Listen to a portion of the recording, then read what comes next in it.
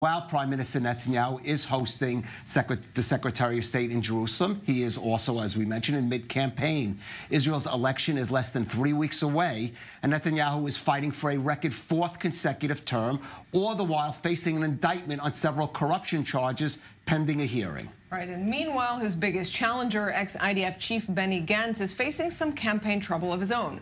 Last week, it was revealed that Iran hacked into Gantz's phone. He insists nothing security-related was on it and that he is in no way compromised. This week in our I-24 News Israel Hayom poll, we looked at how it is affecting the race. The question, will the hacking of Benny Gantz's phone affect his ability to be prime minister? So what did Israelis say? 49% say it does not harm his ability. 23% say it does. 28% say they don't know. We'll have more from that poll in our Sunday show, 2 p.m. Eastern. The do not know, that seems to be a key part here. Lots of poll questions in this election. Sounds like a lot of people are still on the fence. That's right.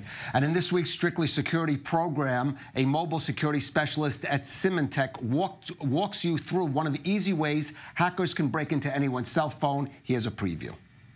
So in this specific example, we got a phishing email from the IT department. For example, I'm an employee in a company, and I got an email from my IT department that says to me, oh, we have a new application. These are the steps. Please install it. It is called Join Meeting. So the idea is any conference applicant you can think of.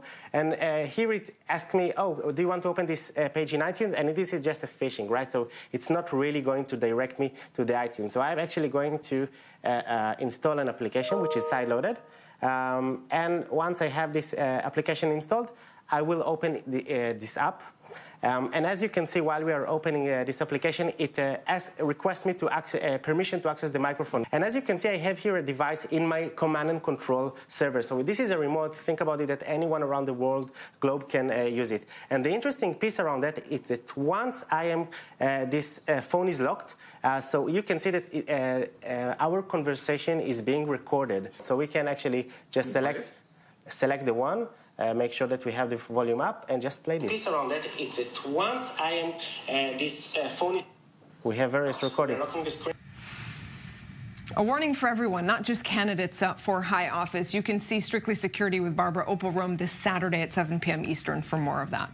And Haim, you're a veteran of many campaigns. How significant or not is the Gantz phone hacking story? Not at all. I believe at the end of the day, the Israeli people, especially those that are in the middle, that they are the voters that are making the difference between the bloc of the left center and the bloc of the right, they believe in one way or another that people are corrupt. They are not the main decision that they are making when they are going to vote based on security and the relation between Israel and the Palestinians and the Arabs. At the end of the day, when they are coming to vote, they are voting for people that they believe will give them more security and, very important, that they will not make Israel a binational state. This is the two major issues that when they are coming to vote, those that are will decide who will be in power, who will be the prime minister, Benny Gantz or Bibi Netanyahu.